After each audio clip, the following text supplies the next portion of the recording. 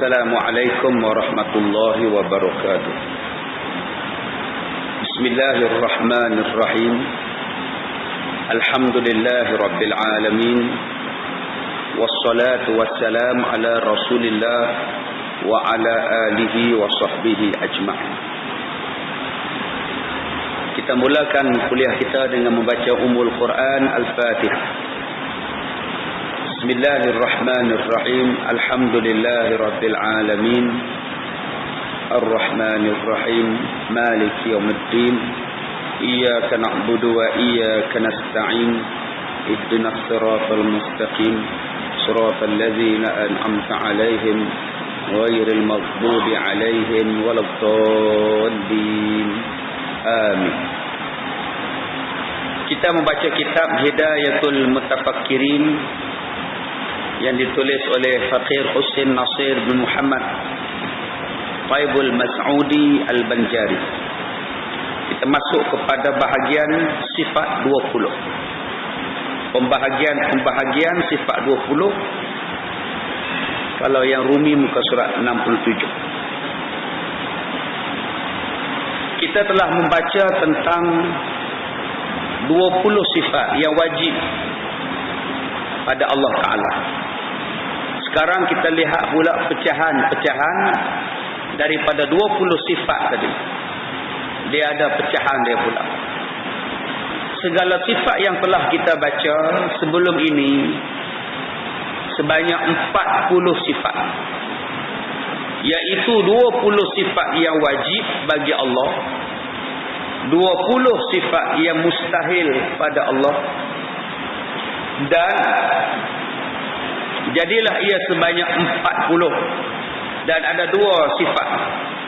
Satu sifat yang harus dan lawan sifat harus. Jadi keseluruhannya 42 sifat. 20 sifat wajib, 20 sifat mustahil. 20 sifat, satu sifat yang harus dan satu lawan sifat harus. 20, 40 campur 2, 42 sifat kita telah belajar. Maka 20 sifat yang wajib bagi Allah Ta'ala itu terbahagi pula kepada 4 bahagian. Ada 4 bahagian pada sifat 20 itu. Yang pertama dipanggil sifat nafsiyah. Apa dia sifat nafsiyah? Nama lain bagi sifat nafsiyah ialah sifat subutiyah, iaitu yang ditetapkan sahaja, tidak termasuk di dalam golongan ada dan golongan tiada. Apa dia sifat nafsiyah? Nafsiyah ialah satu sifat yang ada hanya pada Allah Ta'ala ya. Dan sifat itu pula tidak ada pada sifat yang lain. Hanya Allah saja yang bersifat dengan sifat nafsiyah atau subutiyah. Apa makna sifat nafsiyah atau sifat subutiyah? Iaitu satu sifat yang hanya ada pada Allah Ta'ala saja. Yang lain tidak ada. Nama dia sifat wujud. Dengan sebab adanya Allah sifat wujud, Allah tu bersifat dengan sifat wujud, maka adalah makhluk-makhluk yang lain. Berbeza dengan kita, kita pun wujud, kita pun ada. Tapi adanya kita tak boleh nak mengadakan benda-benda lain. Itu beza lah. Kita ada, tapi nak jaga rambut kita sendiri pun tak boleh. Saya baru perasan rambut saya ni panjang. Nak cari kedai gunting sekali lagi. Baru perasan. Tak sempat tengok cermin tu. Kita ni kata kita ni ada. Kita tak boleh kontrol supaya rambut ni jangan panjang. Rambut ni jangan beruban. Kita tak boleh kontrol. Adanya kita. Tapi kita tak boleh mengadakan yang lain. Allah itu ada. Allah itu wujud. Maka dengan sebab Allah tu adalah benda-benda ini. Sebab Allah maha mampu nak buat segala benda. Itu satu sifat yang hanya ada pada Allah Subhanahu Wa Taala. Yang lain tak ada. Benda-benda lain tak ada.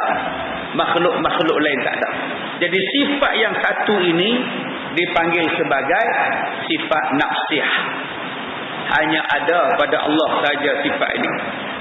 Atau boleh kita katakan bahawa iaitu setiap sifat yang tetap ada bagi zat selagi zat ada tanpa sesuatu kerana pun, dan zat itu tidak dapat dikenali orang dengan ketiadaannya, maka dikira di sini satu sahaja, iaitu sifat wujud. Jadi satu, yang pertama, sifat yang wajib pada Allah Ta'ala terbahagi kepada 4. Yang pertama ialah sifat nafsiyah.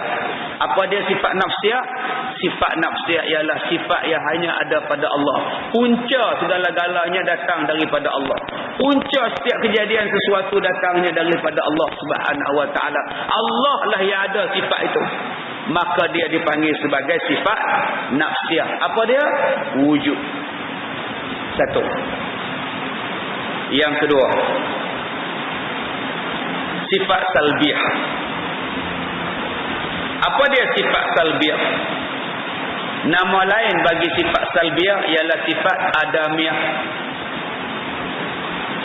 iaitu suatu sifat yang tiada maujud pada zat, dan maknanya itu menunjukkan ibarat daripada menolak dan menafikan perkara yang tiada layak bagi zat. Dan ada 5 sifat salbiyah. Yang pertama, sifat salbiyah ialah qidam, baqa, mukhalafatuhu lil hawadith, qiyamuhu binafsih, wahdaniyah. Sifat salbiyah ialah sifat yang ada pada zat. Kalau tidak ada pada zat, maka tak layak benda tu ada. Dengan sebab adanya benda itu adalah sifat salbiyah. Kalau tak ada sifat salbiyah ni, tak elok benda itu, tak boleh benda itu, tak layak benda itu. Allah itu sifatnya ada. Tiba-tiba Allah tu tidak kekal. Allah tu mati. Tak layak pada Allah. Bila adanya Allah, mesti ada 5 sifat. Yang pertama, qidam. Apa maksud qidam? Tak ada siapa yang buat Allah, tak ada siapa yang menciptakan Allah. Kalau Allah tu ada, Allah tu bukan yang ada orang buat. Allah tersedia. Namanya ialah qidam. Allah itu maujud, Allah itu wujud. Maka bila sebut saja Allah itu wujud, sifat yang menyempurnakan wujud tadi, dipanggil sifat yang kedua, nama dia baqa. Allah itu kekal. Mana boleh Tuhan tidak kekal? Kita wujud, tetapi lepas ni kita mati. Allah wujud, Allah tidak mati-mati. Yang ketiga, mukhalafatuhu lil hawadith. Dengan sebab Allah ada, Allah mesti ada sifat salbiyah. Apa sifatnya? Mukhalafatuhu lil hawadith. Allah tidak sama dengan benda-benda yang makhluk, benda-benda yang baru. Leceh lah Allah. Kalau Allah tu ada tapi serupa dengan makhluk, leceh. Adik-adik hari ni pakai baju putih, tak leceh. Pasal apa tak leceh? Pasal uniform. Di sekolah pakai baju putih, polis pakai baju biru, tak leceh. Sebab uniform mesti pakai baju biru. Tetapi tuan-tuan, kalau pakai baju batik, pergi kenuri, serupa pula, leceh. 5 orang waktu serupa. Tengok belah sini serupa dengan aku, belah sini serupa dengan aku. Datang belah hamba Allah lain. Hampa ni boria. Masa tu jadi leceh. Pasal serupa. Allah dia tak serupa. Sebab tu Allah tak leceh. Kita ni leceh sebab serupa. naik kereta, kita parking kereta, orang pun parking kereta, sofa dua-dua belah, sama nak bangga apa? Sama saja tuan-tuan. Sebab itu Allah tidak sama. Maka bila Allah tidak sama, sifat itu dipanggil sifat salbiyah, yang menyempurnakan adanya Tuhan, yang menjadikan Allah tu maha sempurna. Sifat Allah maha sempurna, sifat dia tak sama dengan makhluk. Yang keempat, qiyamuhu binafsih. Allah Ta'ala berdiri dengan sendiri. Allah ada, tak ada siapa yang buat. Allah tu ada, tak ada siapa yang tegakkan. Manusia ni kalau ada, kalau orang tegakkan, leceh. Dia ada, tapi orang pimpin tangan dia, leceh. Dia ada, orang tolong angkat dia pula, maknanya leceh lah tu. Sebab dia tak mampu. Allah Ta'ala qiyamuhu binafsih wahdaniyah, dan Allah Ta'ala itu tunggal, tidak ada anak. Allah itu tidak ada isteri, tidak ada bapa dan sebagainya. Sebab tu Allah Ta'ala hebat.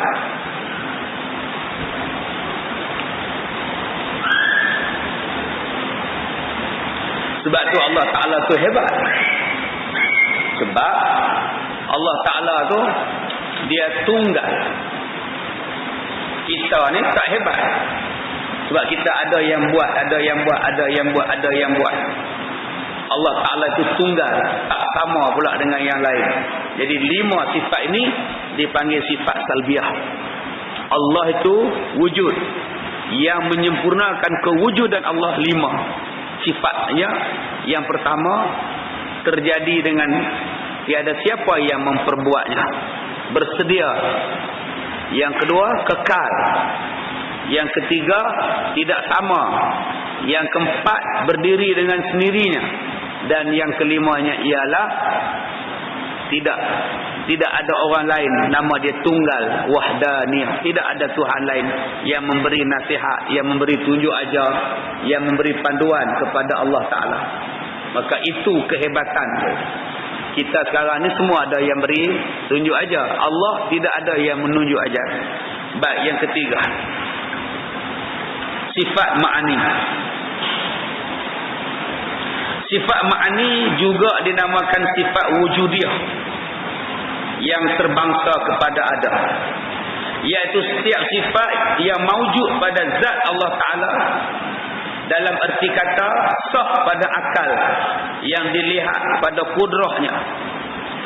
Tadi kita sebut tentang sifat salbiyah, 5 sifat salbiyah. Sifat salbiyah ni pula akan ada pula sifat-sifat yang menunjukkan pada dia, yang menunjukkan bahawa di hadapan kita zat itu mempunyai kita panggil kembar dia. Adanya qidam, adanya sifat ini. Adanya Allah, adanya sifat ini. Adanya qiyamuhu binafsihi, adanya sifat ini.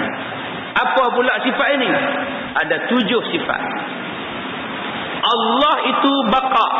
Apa sifatnya? Yang menyertai sifat baqa ialah qudrah, iaitu berkuasa. Allah bukan ada saja, Allah berkuasa. Allah bukan setakat tak serupa dengan makhluk. Allah juga ada sifat iradat, berkehendak. Allah juga bersifat dengan sifat ilmu. Allah bukan semata-mata dia tak sama dengan makhluk. Allah juga ada ilmu, hayat, hidup, sama, mendengar, basar, melihat, kalam, berkata-kata. Tuhan mesti berkata-kata. Tuhan Allah mesti hidup. Ada orang yang menyembah patung. Tiba-tiba patung tadi tidak bercakap. Adakah itu Tuhan? Ada orang yang menyembah Tok Pek Kong.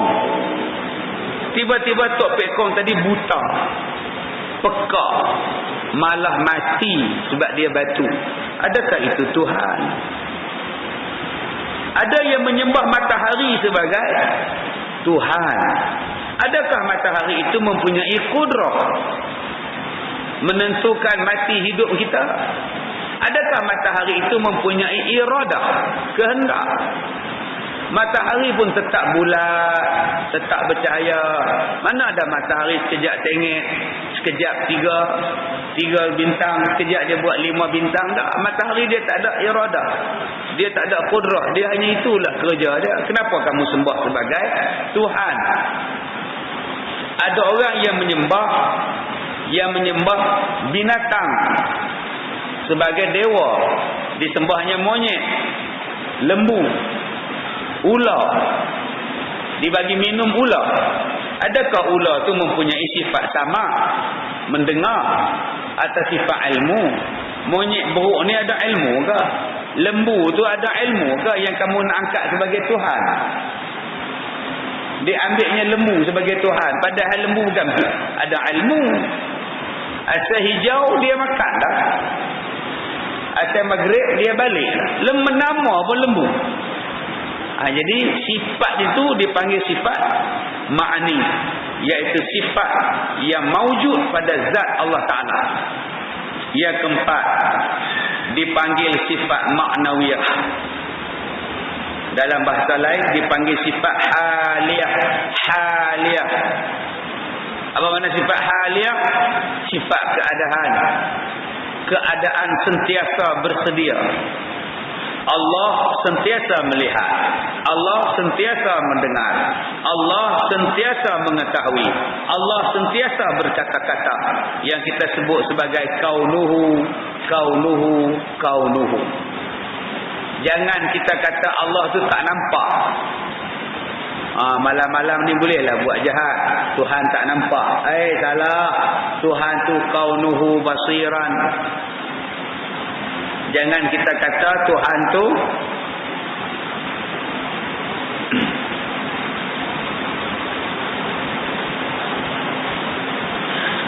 jangan kita kata bahawa Tuhan tu lena. Tengah hari ni Tuhan makan tengah hari ni. Tuhan makan tengah hari. Jadi kalau nak tanam mayat waktu tengah hari. Salah.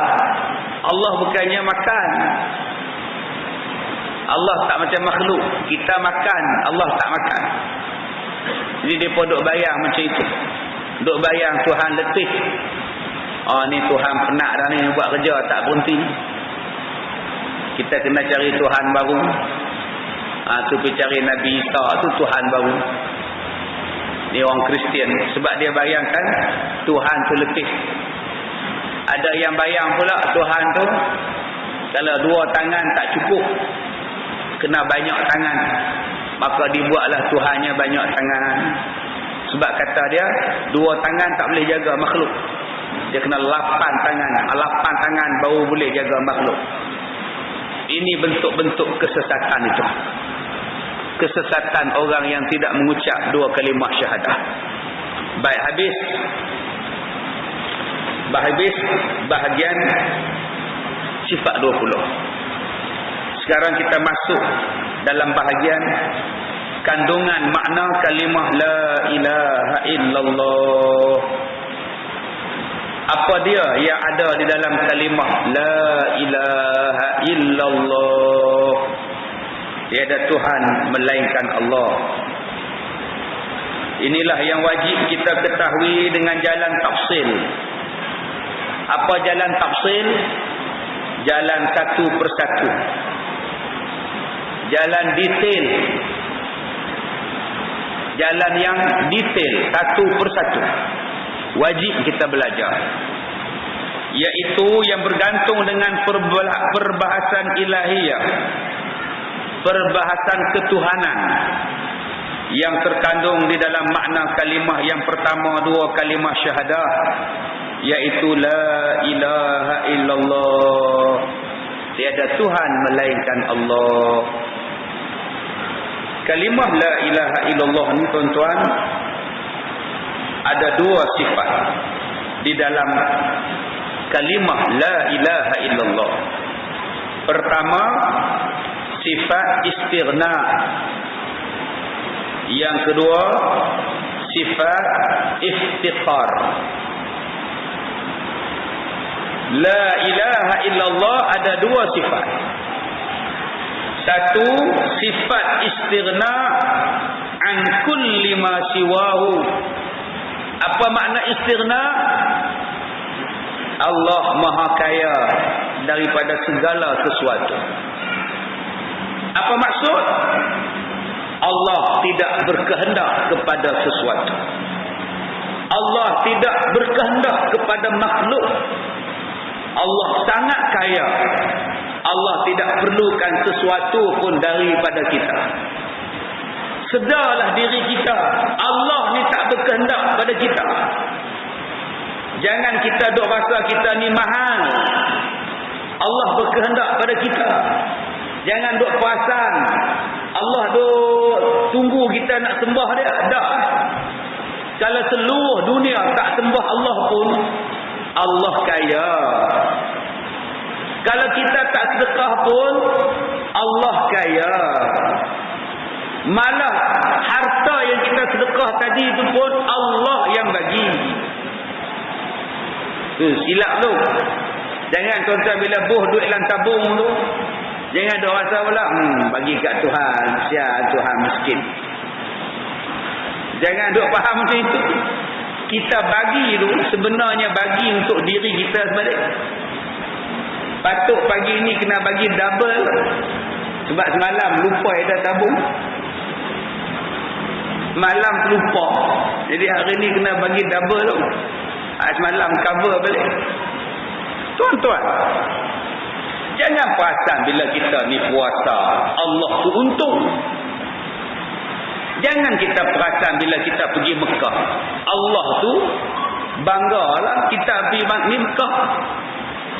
Jangan kita duduk di wukuf pada Arafah, kita boleh duduk menyembah dengan suami, boleh menyembah dengan isteri, mesti Tuhan bangga abang kan, ramai-ramai datang. Tuhan tak peduli. Sopa kita semayang, mesti Tuhan seronok kita semayang tu bano. Doa. Tuhan dia tak mau benda-benda. Dia tak berkehendak. Dia Maha Kaya. Kalau kita sujud pun Allah tak rugi, kalau kita tak sujud pun Allah tak untung, tak rugi. Tak ada apa-apa yang Tuhan nak pada kita. Sebab dia Maha Kaya.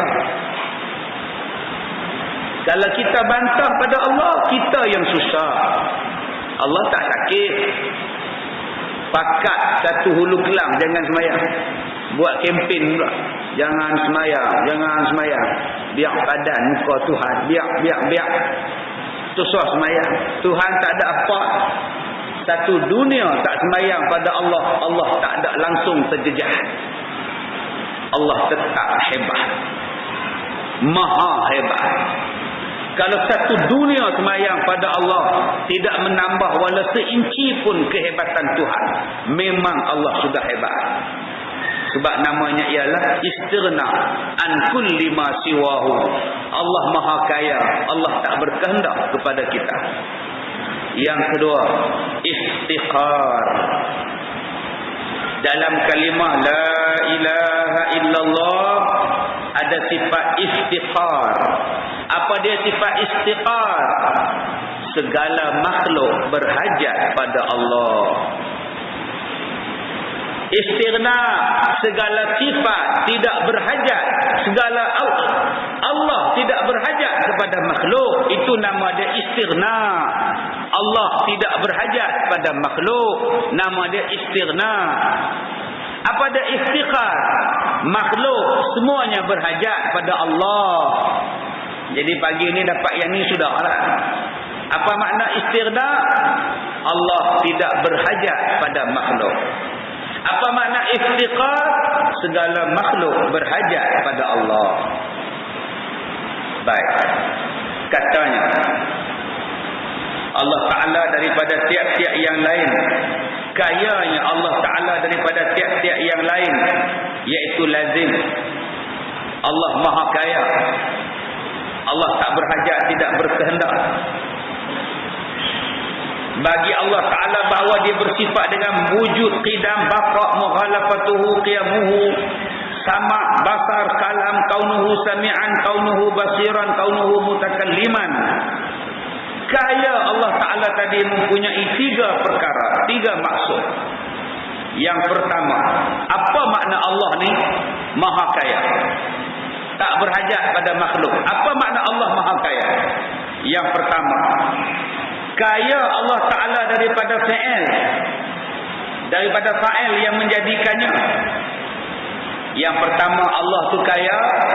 Allah tidak berhajat pada orang yang membuat Allah. Allah tidak berhajat kepada orang yang menasihati Allah. Allah tu maha kaya. Semalam ada orang mengadu pada saya, dia penat bela anak, anak angkat. Dia menikah tak ada anak. Bila tak ada anak, pergi ambil anak, bela anak. Bila bela anak, penat bela anak, letih. Tak letih macam mana? Tak ada lari depan, tak ada lari belakang, seorang nampak. Mak tak larat, lari lagu mana pun. Penat. Dia mengadu kat saya, penat. Saya jawab, Allah tak bagi anak pada kak tu. Sebab Allah tahu kak tak boleh bela anak. Sebab tu Allah tak bagi anak. Sebab saya kak nak bela je. Allah tak bagi tu, nikah 20 tahun Allah tak bagi anak. Adalah sebab. Dah tak ada. Si kak nak ambil juga. Bila kak nak ambil, jangan merungut, bela. Allah tak bagi tu elok sangat dah. Dia tahu kemampuan akak, kemampuan suami. Tapi bila kak nak lawan juga, nak ambil juga, nak tunjuk juga, buat cilat. Berapa ramai yang bela anak angkat, lah menyerah, surrender. Dah tak larat nak bela, dah tak mampu nak bela. Sebab tu tuan-tuan, Allah ni tak ada siapa yang bagi nasihat pada Allah. Sebab Allah maha kaya. Apa yang Allah buat tu number 1. Apa yang Allah buat tu the best. Jangan duk ijaz sana, duk corner sini, alignment sana, balancing sini, tak payah. Kita sekarang ni duk balancing sana sini, itu masalah. Tengok muka di cermin, apa aku nak elemen pula ni? Bulu kening, perak, cupok. Kita tak puas hati. Tengok hidung pula, kalau potong sikit sini, boleh mancung. Pergi serah hidung pula ada operate. Tu penyakit kita. Pipi jatuh pula. Nak pergi ke beauty center, nak bubuh benang, tarik bagi tegang balik. Sedangkan apa yang Allah buat elok. Allah maha kaya. Kita nak ubah ya, nak ubah yang Tuhan bagi, tu yang jadi kita rosak. Kita ni miskin, kita pandai-pandai pergi ubah yang Tuhan bagi. Tuhan dah bagi hukum, janganlah ubah. Kita nak ubah juga hukum. Malam ni Allah Ta'ala jadikan untuk rehat. Kita ubah malam ni jadikan untuk hidup. Semua perniagaan hidup, bisnes hidup, kerja hidup. Orang pun tak tidur, hidup. Sekarang kita jadi banyak rosak. Kerana malam dijadikan hidup, siang dijadikan tidur. Sekarang dah lari dah. Kita tukar perintah-perintah Allah dalam Quran. Allah kata, hendaklah dibunuh orang yang bunuh orang. Hendaklah dipotong tangan orang yang mencuri. Disebat orang yang berzina. Tapi kita ubah. Kita kata Allah ni tak sempurna lagi. Kita ubah. Kita tak mau pakai yang Tuhan punya. Sekarang kita dah rasa dah peritnya hidup jika bukan berada pada landasan yang telah ditetapkan oleh Allah. Sekarang kita rasa perit, rasa tidak tenang, rasa susah hati. Sebab kita anggap Tuhan itu tidak istighna. Tuhan tu miskin sampai kita kena ubah ejah lagi. Tuan-tuan pergi ke hotel minta makanan, tak lagi pelayan dia hantar. Tak atas meja, pelayan pun buka tudung. Ceng-ceng-ceng. Beratak ayam-ayam. Tuan-tuan panggil waiter. Sos, cili sos. Tak lagi chef kepala panjang tu main. Dengan kepiah panjang dia tu dia main. Pak siapa minta cili sos lagi. Tang mana tak kena masakan saya. Kalau chef hotel marah kita minta cili sos dengan kicap, seolah-olah dia masak tak standard. Dia datang tuan-tuan, waiter tu habaq dekat tukang masak, chef dia minta sos cili dengan kicap. Siapa dia minta? Aku belajar 20 tahun masak, semua elok dah. Dia bawa pisau tu, chef profesional punya chef. Kalau kita minta sos, minta kicap nak bubuh dalam dia punya, makna tak komplit dia masak, dia marah. Kalau chef marah, kalau Allah macam mana? Allah dah bagi dah peraturan yang sangat cantik. Tiba-tiba manusia ambil sos, ambil kicap, pergi ubah peraturan Tuhan. Bila kita ubah, jadilah macam sekarang. Tuan-tuan baca hari ini dalam akhbar, Mufti Perak dia ulas tentang anak, pak saman anak, anak saman pak. Satu bentuk peruntuhan institusi kekeluargaan. Sampai anak sama pak sama anak ni untung lah. Pak siapa untung? Jawapannya ialah tidak mampu seorang bapa, tidak mampu seorang ibu mengenalkan Allah kepada anak-anaknya. Ni hak kita duk baca. Kita tak mau baca kalimah la ilaha illallah. Mak bapa tidak mampu mengenalkan kalimah Allah pada anak-anaknya. Pemimpin tidak pernah mampu menceritakan apa makna la ilaha illallah kepada rakyatnya. Maka bila dua benda ini bermula daripada kerosakan keluarga sampailah kepada negara, tak boleh nak cerita apa dia itu Allah, siapa Allah. Jadilah macam sekarang. Jadilah macam sekarang. Manusia lebih takut kepada doktor lebih daripada Allah Ta'ala. Doktor kata makcik bulan lepas 20, bulan ni 22, tak turun lagi kencing manis makcik. Mata macam mana mata? Doktor tanya. Mata pun kelabu mulut toy. Kan nampak ni. Doktor pun makcik tak apa nampak. Makcik kalau tak kontrol makcik, buah pinggang makcik rosak lah makcik. Oi. Kalau makcik tak nak buah pinggang rosak, makcik pantang. Nasi sukat, gula sukat, pulut jangan makan, lemang tolak. Makcik memang tak makan lemang, makcik makan ketupat. Serupa lah makcik.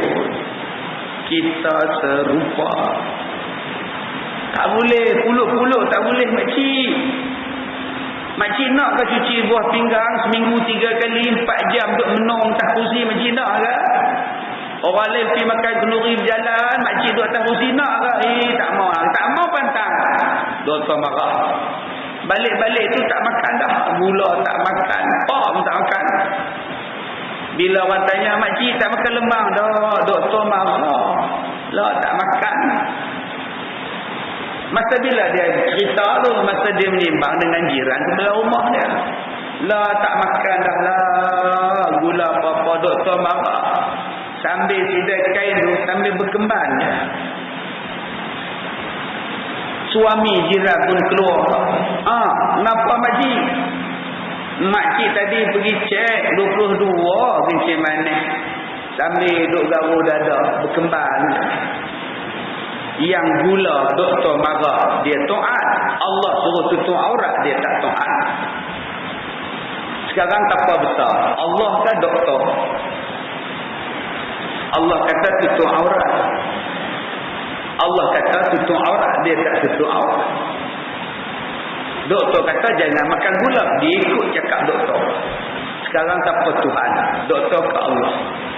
Pasal apa dia takut pada doktor lebih daripada dia takut pada Allah? Sebab gagal kita mengenalkan dia apa itu Allah. Kita hanya mengenalkan apa itu doktor, tapi Allah kita tak kenalkan pada anak-anak kita. Yang lebih kita kenalkan pada anak-anak kita momok. Pergilah situ momok lagi. Pergilah situ ada hantu. Pergilah situ ada langsui. Pergilah situ ada hantu galak. Akhirnya semua anak takut dengan hantu. Sampai ketua takut dengan hantu. Bukan kata anak besar-besar mereka takut hantu. Tua-tua bangsa pun takut hantu. Datang ke masjid, kipas bergerak sendiri. Dia datang pukul 4.30. Allah Akbar. Kipas tu buka sendiri. Dia tengok tak ada orang. Habis-habis salam belah tu tak datang. Orang tanya kenapa tak datang dah pagi-pagi. Aku tak berani. Kipas buka sendiri kita. Hantu ke apa? Takut tak datang juga. Ada satu masjid saya pergi. Dia punya daun pokok, kelapa pokok ni duduk tepi bumbung masjid. Dia dah tawai pukul 4.30 buka tingkap, buka lampu kipas. Tengah angkat takbir, daun tu duduk sapu bumbung. Dia kata hantu usik, lari, tak datang. Orang azan subuh baru dia sampai. Dia kata aku kena dah, apa tak kena tak apa lah, aku kena dah. Dia marah. Padahal pokok. Itulah masalah kita. Takut macam driver van mayat.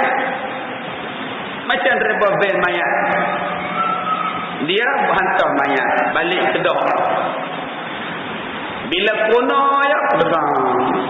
Bila kona van dia pegang. Oi, mayat ni hidup lah. Padahal pintu van dia tak rapat. Pintu van tak rapat, dia kata hantu tu terbit. Ini budaya takut kepada hantu. Takut apa? Apa yang tuan-tuan nak takut dengan hantu? Pernah tak tuan-tuan dengar seorang laki-laki mati dibunuh hantu? Kejadian berlaku di Masjid Ar-Ridwan Hulu Kelang. Mana ada? Diminta kepada makcik-makcik janganlah datang ke masjid kerana hantu datang. Mana ada? Tak ada. Yang jahatnya perogol bersiri jahat. Semalam kita baca kan dalam Kubu Getah. Saya sebut umur 68 tahun kena cabur lagi. Yang caburnya 56 tahun. Akibat tidak dapat menahan goloran nafsu syahwat seorang laki-laki mencabul seorang warga emas di ladang getahnya 68 tahun. Ditangkap, dibuka baju dan diajak yang beromeng 10 minit usahanya mengajak perempuan itu tidak berjaya. Maka dia pun kecewa dan meninggalkan perempuan itu. 68 tuan-tuan. Mana ada hantu rogol orang? Yang rogol orang. Tak pernah kita dengar lagi hantu rogol kambing. Yang rogol kambing orang. Ayam bapak tu pun kena rogol. Pelik tuan-tuan. Saya bila baca ayam kena rogol ni kesian. Macam manalah buku ayam ni. Tapi kita diajar takut kepada hantu lebih daripada segala-galanya. Yang ni kita kena ubah. Ya, takut kepada Allah, bukan takut kepada hantu. Baik, itu dipanggil sifat yang pertama, sifat kaya kepada Allah Ta'ala. Kaya Allah Ta'ala, tak ada siapa yang buat. Kaya Allah Ta'ala, tidak ada siapa yang bagi nasihat pada Allah. Allah buat tu memang nombor 1. Nombor 2, kaya Allah Ta'ala maksudnya ialah Allah tidak berkehendak kepada zat yang lain. Kerana Allah sememangnya zat, bukan sifat. Oleh itu mewajibkan bersifat dengan qiyamuhu binafsi. Yang kedua, kayanya Allah tidak memerlukan yang lain. Tadi Allah tidak perlukan siapa yang membuat. Sekarang nombor dua, kayanya Allah tidak memerlukan yang lain. Sebab Allah memang sudah kaya. Tuan-tuan, kita memerlukan kulit untuk bergerak, memerlukan tulang untuk bangun, memerlukan suara untuk berkata-kata. Ada anak tekak, ada kerongkong, baru boleh bercakap. Allah nak bercakap, tak perlu kerongkong. Allah nak bercakap, tak perlu anak tekak. Allah nak melihat, tak perlu mata. Allah nak mendengar, tak perlu telinga.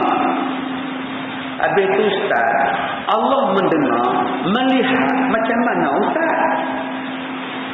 Tak tahu lah. Allah melihat. Jangan bayangkan Allah melihat ni dengan mata. Agak-agak kelabu, pakai spek mata. Bukan. Agak-agak kilau, spek mata hitam. Bukan. Allah melihat bukan dengan mata macam kita. Dengan penglihatan Allah. Macam mana penglihatan Allah? Wallahu a'lam. Sebab Allah maha kaya. Kita nak buat mesti ada alat. Nak mengunyah ada gigi, nak bercakap ada lidah, nak mendengar ada telinga. Tetapi Allah maha kaya. Allah tak perlukan benda-benda itu. Yang ketiga, maha kaya Allah daripada segala sifat kekurangan. Allah tidak pernah ada kekurangan. Allah maha kaya, Allah maha sempurna. Jangan kita kata Allah ni ada sifat kekurangan. Saya ni Ustaz tiap-tiap malam doa. Tiap-tiap malam saya ajak Ustaz. Tapi sampai sekarang Allah tak makbulkan lagi. Allah ni dia mulalah. Allah ni dia dengar ke Ustaz apa yang saya cakap. Seolah-olah Allah tak peduli kat saya. Allah dengar. Tapi hang tu yang tak betul. Kamu tu yang tak betul. Niat kamu dah anggap Allah tu hamba. Bila kamu doa mesti kena bagi. Bila kamu minta mesti kena bagi. Kamu anggap diri kamu tuan. Kamu anggap Allah tu hamba. Mana Allah nak bagi? Kalau kamu doa mesti Allah bagi, maknanya Allah tu hamba, kamu tuan. Salah. Sepatutnya kita mengharap, ya Allah, makbulkanlah ya Allah. Amin. Allah tak bagi, adalah sebab Allah tak bagi. Dia tahulah. Kan bagus cakap macam itu. Ini tidak duk komplain. Tak tahulah, makcik adalah minta dekat YB tu. Adalah bagi sekali, tak bagi lah lepas tu. Tu minta kat DO, pergi keluar senyap. Ya. Minta kat welfare, bagilah 100 sebulan. Tu lah duk semayang hajat lah. Tiap-tiap malam makcik semayang hajat. Tuhan tak bagi pun. Yalah, tak katalah kat Tuhan. Banyak orang minta. Laratlah nak dengar semua. Dia kata, hak minta tu ramai. Dia ingat Tuhan tu apa? Dia boleh kata, tak kata kat Tuhan lah. Ramai duk minta kat dia. Dia ingat Tuhan tu miskin kan? Bagi ke peruntukan tak ada lah. Tunggu next year punya peruntukan. Itu bajet boleh lah. Minta lah sikit peruntukan ni. Oh, bajet dah habis dah encik. Tahun depan punya bajet. Itu manusia boleh lah belanjawan bajet. Allah ni maha kaya. Ada boleh pergi kata, tak kata lah dekat Tuhan. Bodoh kan. Orang tak ada tauhid itu masalah dia. Orang tak ada tauhid itulah masalah dia. Dia pandang jahat. Allah bagi dia pandang jahat. Allah tak bagi dia pandang jahat. Sedangkan manusia yang ada tauhid, Allah bagi ke, Allah tak bagi ke, itulah yang terbaik. Hilang ke, tak hilang ke, itulah yang terbaik. Itulah sifat hamba Allah. Makcik tak menikah sampai kelar Ustaz. Alhamdulillah. Makcik tak ada dosa lawan suami. Saya jadi teruna sampai sekarang Ustaz. Alhamdulillah. Tak ada dosa tak bagi nafkah pada isteri. Kami sampai mati tak ada anak Ustaz. Alhamdulillah. Tak ada dosa jahat belah anak, syukur. Saya ni daripada muda sampai tua miskin Ustaz. Alhamdulillah. Tak adalah kita membazir, dah duit tak ada. Cubalah pandang baik dengan Tuhan. Kan bagus. Saya buta Ustaz. Alhamdulillah. Tak adalah dosa mata. Kan bagus. Saya kudung Ustaz. Alhamdulillah. Tak adalah dosa tulis surat layang. Alhamdulillah. Saya kaya Ustaz. Alhamdulillah. Boleh tolong orang miskin. Saya anak ramai Ustaz. Alhamdulillah. Cerah masuk syurga. Suami saya bagus Ustaz. Alhamdulillah. Senang buat baik pada dia. Kan bagus. Apa yang Allah bagi? Alhamdulillah. Itulah umat Nabi Muhammad sallallahu alaihi wasallam. Kuntum khaira ummatin ukhrijat lin-nas. Apa dia maksud ini? Maksud kamu umat yang terbaik. Yang keluar di tengah-tengah masyarakat itu apa maksud? Bila kita mengucapkan semuanya terbaik jika ianya datang daripada Allah Subhanahu wa taala. Dan yang keempat, kayanya Allah maksudnya ialah Allah tidak berkehendak kepada orang yang menghilangkan kekurangannya. Maha suci Allah daripada sifat tersebut. Nombor 4, tiada siapa yang mampu mengatasi kekuasaan Allah Subhanahu wa taala. Teranya Allah, kayanya Allah. Tidak ada siapa yang mampu mengalahkan Allah. Itulah dia 4 sifat. Cuba tuan-tuan tengok. Qarun kalah, Fir'aun kalah, Iblis kalah, setan kalah. Mana ada satu benda yang menang dengan Tuhan? Maka bila kita faham sifat istighna kepada Allah, yakinlah kita bahawa Allah Maha Kaya dan Allah Maha Tinggi. Ada soalan di sini Ustaz. Ar-Rahman 'alal 'arsy istawa. Apa maksud? Allah Ta'ala iaitu Ar-Rahman yang bersifat dengan sifat Ar-Rahman ini. Allah Ta'ala ini namanya Ar-Rahman. Alal arsy, di atas arash. Istawa, Allah Ta'ala duduk. Ala arsy istawa. Jadi macam mana yang kata Allah bersemayam di atas arash? Allazi khalaqal mauta wal hayah liyabluwakum ayyukum ahsanu amala. Satu, Allah kata diciptakan manusia ini untuk Allah Ta'ala tengok mana yang baik, yang paling baik di kalangan kamu. Ahsanu amala, yang paling baik amalan. Satu.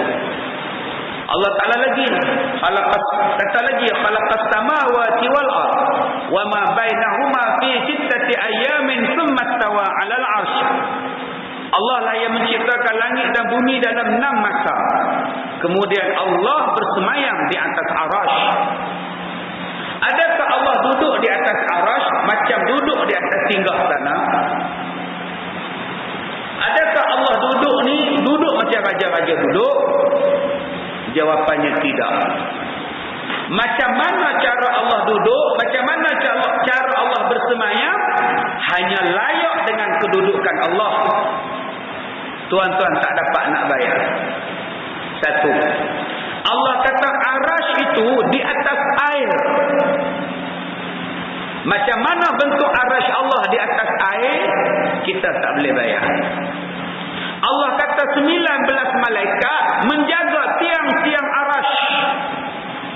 Macam mana malaikat pikul tiang arash? 19 malaikat kita tak boleh bayang. Kenapa kita tak boleh bayang? Tiada sampai hak pada kita dan tiada layak untuk kita bayangkan dia.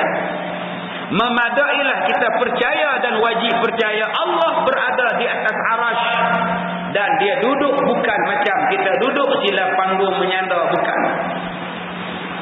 Macam mana dia duduk? Hanya layak dengan kedudukan Allah Subhanahu wa taala.